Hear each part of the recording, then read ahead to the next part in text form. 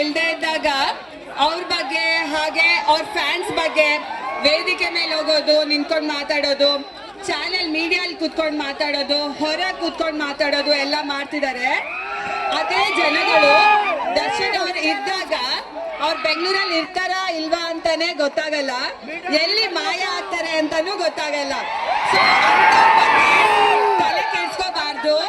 ದರ್ಶನ್ ಅವ್ರು ಹೇಳಿರೋ ಹಾಗೆ ಯಾರು ಏನೇ ಮಾತಾಡಿದ್ರು ನಾವು ನೊಂದ್ಕೊಳ್ಳಲ್ಲ, ಕೋಪ ಮಾಡ್ಕೊಳ್ಳಲ್ಲ.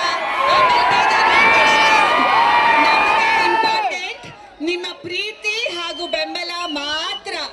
ಸೊ ನೀವುಗಳು ಹಾಗೆ ಬೇಜಾರು ಮಾಡ್ಕೋಬೇಡಿ, ಕೋಪ ಮಾಡ್ಕೋಬೇಡಿ, ಟೆನ್ಷನ್ ತಗೋಬೇಡಿ.